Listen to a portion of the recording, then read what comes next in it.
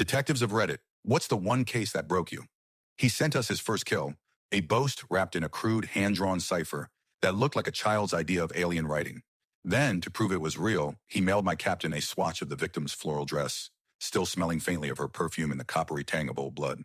Finally, he called the main precinct dispatch line, said nothing, just breathed into the receiver for a full, agonizing minute before whispering my name, Detective Miller, and hanging up. When I finally retired decades later, the case file thick enough to stop a door, and just as lifeless, all I could think about was his final letter. It didn't have a cipher or a threat, just 8 words. You were the best part of the game. I just stayed silent, packing the ghosts of 3 decades into a cardboard box. That was 15 years ago. This morning, a demolition crew taking down the old Orpheum Grand Theater found a human skeleton bricked into a crawl space behind the main screen.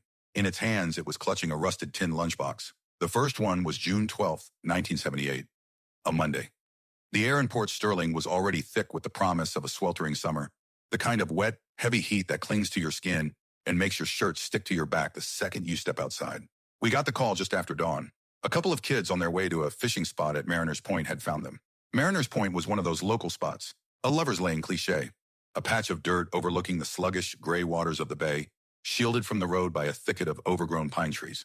It was where teenagers went to drink stolen beer and fumble with each other in the front seats of their dad's cars. That morning, it was a tomb. My partner, Dave Dunn, was driving. He was young, barely 5 years on the force, still carrying that sheen of academy optimism that I'd had sandblasted off me years ago. He was quiet on the way over, his knuckles white on the steering wheel. He knew this was different. You can feel it when a call comes in. There's a weight to it, a cold spot in the air that tells you this isn't some domestic dispute or a drunk who fell in a ditch. This is the real thing. The car, a beat-up Ford Falcon, was parked at the far end of the clearing. The doors were ajar, swinging gently in the morning breeze. The scene was clean, too clean. That was the first thing that struck me. There was no sign of a struggle. The grass around the car was undisturbed. Inside, the boy, Mark Kessinger, was slumped over the steering wheel. The girl, Lisa Romero, was leaned against the passenger door, her head tilted at an unnatural angle, her eyes wide open and staring at nothing. Both had been shot, a single, precise wound to the head for each. Execution style.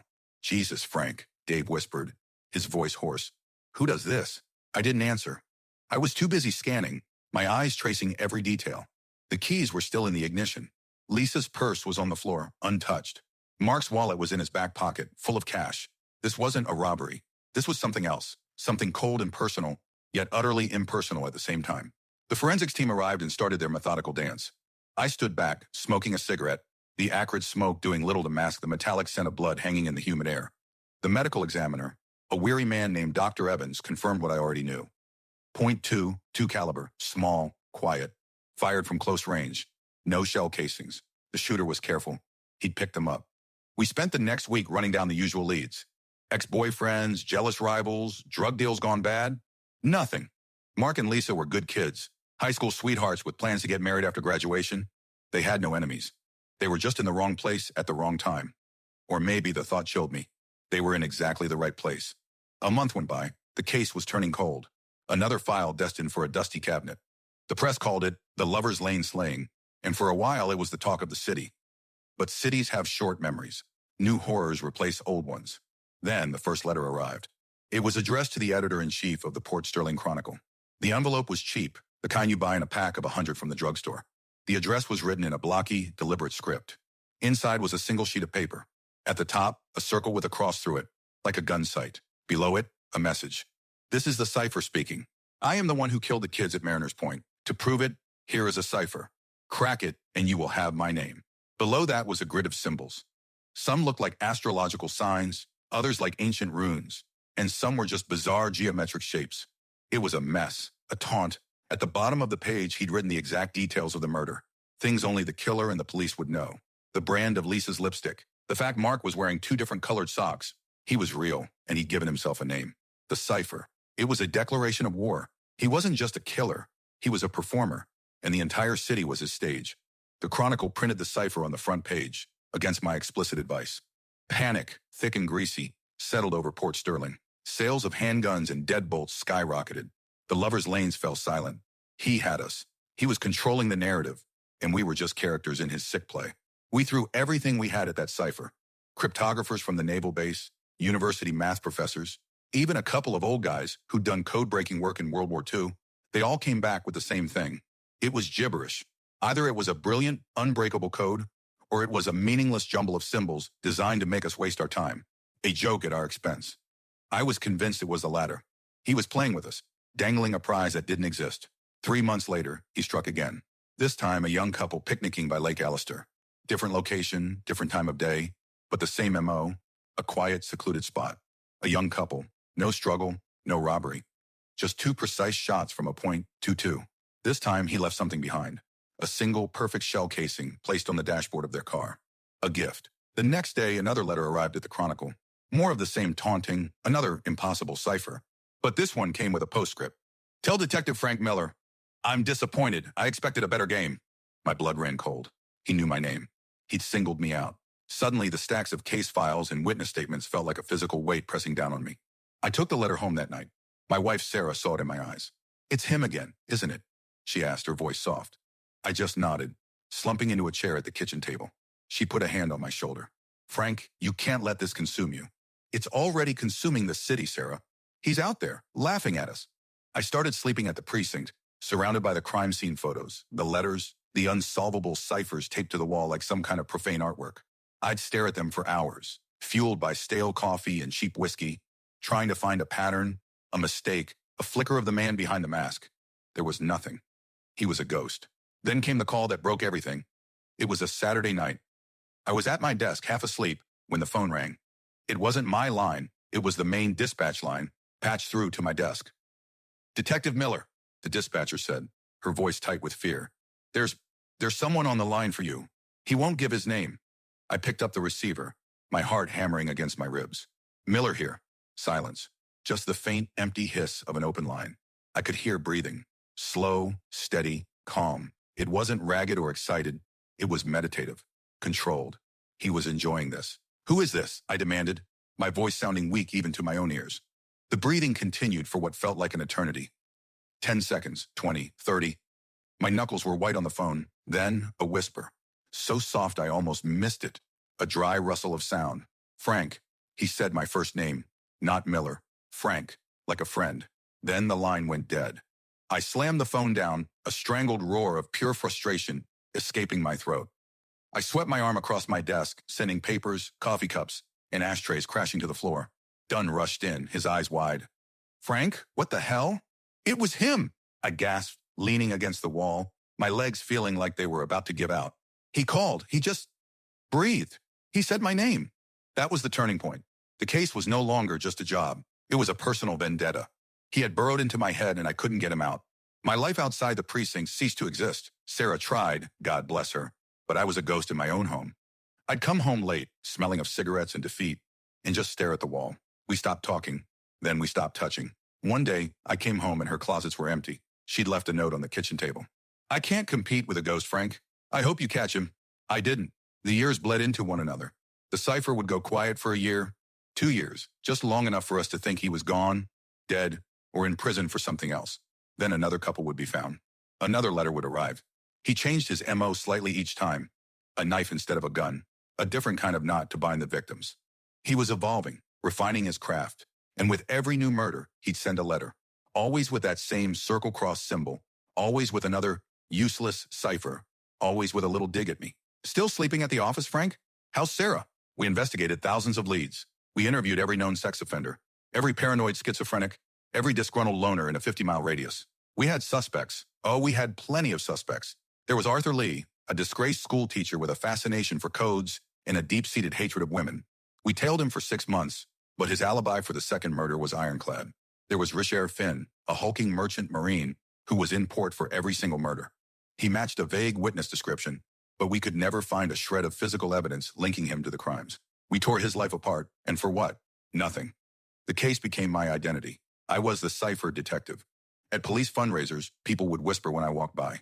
Young rookies would look at me with a mixture of awe and pity. I was a legend and a failure all at once. Dunn made detective sergeant, then lieutenant. He got married, had kids. He'd still come by my office, this cramped, smoke-filled room that had become my entire world, and try to talk to me. Frank, you gotta let it go. It's been 20 years. He's probably dead. He's not dead, I'd snarl, pointing a shaky finger at the wall of ciphers. He's out there waiting. He wants me to give up. I won't. But eventually, my body gave up for me. A heart attack in my late 50s slowed me down. The department started pushing me toward retirement. They gave me a gold watch and a plaque. At my retirement party, the new chief, a kid I trained, clapped me on the back and said, "You did good work, Frank. No one could have done more." The words felt hollow. I hadn't caught him. That was the only thing that mattered. His last letter arrived a week before I officially cleared out my desk. It was different from the others. No cipher, no threats, just a plain white envelope. Inside, a single sheet of paper with those 8 words, "You were the best part of the game." It was the cruelest cut of all. It was never about the killing. Not really. It was about the performance, the chase. I was his unwitting co-star, the bumbling cop he could run circles around for 3 decades. He hadn't just taken lives. He'd taken mine too, hollowing it out until nothing was left but the case. I retired to a small, quiet apartment across town. The days were long and empty. I'd watch the news, read the paper, always half expecting to see that circle cross symbol again. But it never appeared. The cipher was gone. He'd had his fun and moved on, or died, leaving me to rot with his memory. The ghost had won. Which brings me to this morning. I was sitting in my armchair, staring out the window at the rain, when my phone rang. It was Dunn. We hadn't talked in a couple of years, but his voice was unmistakable, even over the phone. "Frank, you sitting down?" "What is it, Dave?" I said, my voice a dry rasp. "They're demolishing the old Orpheum Grand, the theater downtown. I know it. A demo crew just broke through a wall in a crawl space behind the screen. They found a body, Frank, a skeleton. It's been there for years, maybe decades." I felt a cold prickle on the back of my neck. And it was holding something. A metal box. Frank. It had a symbol scratched into the lid, a circle with a cross through it. For a moment, I couldn't breathe. 30 years of cold trails and dead ends, 30 years of failure, all of it coalesced into a single, white-hot point in my chest. "I'm on my way," I said and hung up. "I'm 76 years old. I had to take a bus to get to the crime scene. I don't have a badge anymore, but Dave was waiting for me. He looked old. Gray hair, deep lines around his eyes. He waved me under the police tape. The theater was a cavernous, dusty shell. The air was thick with the smell of plaster dust and decay. Dave led me to the back. A section of the wall had been torn out, revealing a dark, narrow space. A forensic technician in a white jumpsuit was carefully lifting a rusted, rectangular tin lunchbox. "The ME puts time of death somewhere in the early 90s, Dave said quietly. "Looks like natural causes. Heart attack, maybe. He bricked himself in, maybe to hide, and his clock just ran out." "The body?" I asked. "Male, Caucasian, late 60s, early 70s, at time of death. We're running what's left of him for prints and dental, but it's a long shot." They handed the box to Dave, who brought it over to a folding table. He looked at me. "You want to do the honors, Frank?" My hands were shaking as I took the box. It was lighter than I expected. The circle cross symbol was crudely scratched into the painted metal. With a pained screech of rusty metal, I pried the lid open. Inside, there were 3 things. The first was a spool of .22 caliber ammunition, half used. The second was a driver's license, issued in 1975. The photo was faded. A bland, forgettable-looking man with thinning hair and wire-rimmed glasses, staring blankly at the camera. The name on the license was Howard Pace. I'd never heard of him. "Run this name," I said to Dave, my voice trembling. He handed the license to a uniformed officer, who hurried off. The third item was a small, leather-bound journal. I opened it. The pages were filled with that same blocky, deliberate script from the letters. It wasn't ciphers. It was a diary, a confession. It detailed every murder, every victim, every taunt. It talked about the thrill, the sense of power. And it talked about me. He'd followed me. He knew where I lived, knew my wife's name, knew my brand of whiskey. He wrote about the night he called me, how he'd been standing across the street from the precinct, watching my light in the window, the receiver of a payphone cold against his ear.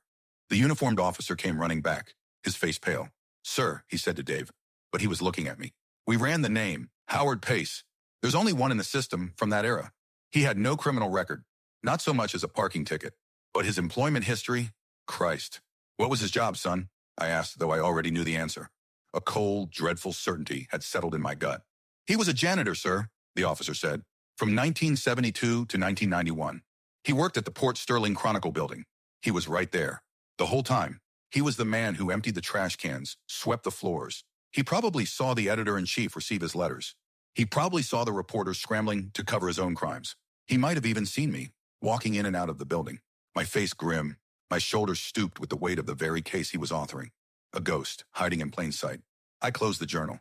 There was no victory in this. There was no justice. Just a pile of bones in a wall and a book full of poison. He died alone in the dark, his heart giving out. He got away with it. He'd won the game. All those years, I'd imagined him as a monster, a brilliant, evil mastermind. But he was just a quiet man with a mop and a secret, a nobody who wanted to be a somebody. And he'd used my life as the ink to write his name into history. I looked at the skeleton, at the empty sockets in its skull. The cipher was dead. But Frank Miller, the man I might have been, had died a long, long time ago. Thanks for watching. If you got this far, leave a comment, like if you liked it, and follow for more.